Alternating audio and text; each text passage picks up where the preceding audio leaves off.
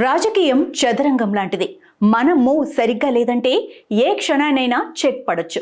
ప్రజల మద్దతు సంగతి పక్కన పెడితే తమ చుట్టూ ఉన్న నాయకుల మూమెంట్ గుర్తించకపోతే చెక్ మేట్ పడక తప్పదు. ఇలా రాజకీయ చదరంగంలో చిక్కుకొని ఏం చేయాలో అర్థం కాక మదన పడుతున్నాడట ఓ మాజీ ఉప ముఖ్యమంత్రి. ఆయన పరిస్థితి ఎందుకలా మారింది? ఆయన నెక్స్ట్ స్టెప్ ఏంటి? Let's watch this story. తొలి తెలంగాణ ఉప ముఖ్యమంత్రిగా పనిచేసిన తాటికొండ రాజయ్య రాజకీయ ప్రస్థానం ఇప్పుడు ప్రశ్నార్థకంగా మారిందట. బీఆర్ఎస్ పార్టీపై అన్ని వర్గాల నుండి వ్యతిరేకత వ్యక్తమవుతూ ఉండటం, ప్రతిపక్ష పాత్రను సైతం ధీటుగా పోషించలేకపోతూ ఉండటంతో రాబోయే రోజుల్లో ఆ పార్టీ మనుగడ అసాధ్యమన్న చర్చ జరుగుతోంది. ఇలాంటి పరిస్థితుల్లో తాను గులాబీ పార్టీలో ఉంటే రాజకీయ భవిష్యత్తు క్లోజ్ అయినట్టేనని తాటికొండ రాజయ్య భావిస్తున్నారట. ఈ పరిస్థితులను ముందే ఊహించిన రాజయ్య ఎంపీ ఎన్నికల ముందు హస్తం పార్టీలోకి వెళ్లేందుకు శతవిధాల ప్రయత్నాలు చేసినా కాంగ్రెస్ పార్టీలోని కొంతమంది నాయకులు తీవ్రంగా అడ్డు చెప్పడంతో హస్తం పార్టీలోకి రాజయ్య ఎంట్రీ ఆగిపోయిందన్న టాక్ వినిపిస్తోంది. అసెంబ్లీ ఎన్నికలకు ముందే స్టేషన్ గన్పూర్ నియోజకవర్గంలో రాజయ్య కడియం శ్రీహరి మధ్య పొలిటికల్ వార్ నడిచింది.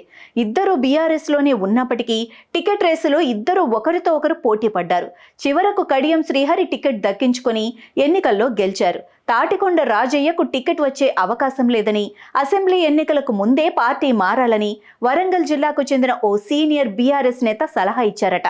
అప్పుడే పార్టీ మారి ఉంటే కాంగ్రెస్ నుండి టికెట్ ఖచ్చితంగా వచ్చేదని, ఎన్నికల్లో గెలుపు సునాయాసంగా దక్కేదని ఆయన అనుచరులు వాపుతున్నారు. ఎంపీ ఎన్నికల ముందు తాటికొండ రాజయ్య హస్తం పార్టీలో చేరేందుకు విశ్వ ప్రయత్నాలు చేశారు. కానీ అప్పటికే కడియం శ్రీహరి గులాబీ పార్టీ వీడేందుకు సిద్ధమవుతున్నారన్న లీకులు రావటం, స్టేషన్ గన్పూర్ నియోజకవర్గంలోని కాంగ్రెస్ నేతలు సైతం అడ్డు చెప్పడంతో రాజయ్య ప్రయత్నాలన్నీ వృధా అవ్వటం, చేసేది లేక బీఆర్ఎస్ పార్టీలోనే ఉండేందుకు నిర్ణయించుకోవటం చకచకా జరిగిపోయాయి.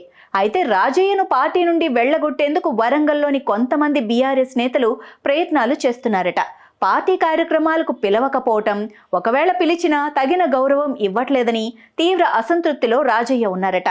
ఎస్సీ వర్గీకరణ అంశంపై పోరాటానికి సిద్ధమైన రాజయ్య బీఆర్ఎస్ పార్టీ మాజీలను ఆహ్వానిస్తే తాము రామని తిరస్కరించారట. ఉప ముఖ్యమంత్రిగా పనిచేసిన తనను పక్క పార్టీలే కాక సొంత పార్టీ నేతలు కూడా రాజకీయంగా తొక్కేయాలని చూస్తూ ఉండటంతో రాజయ్య ఏం చేయాలో తెలియక మదన పడుతున్నారట.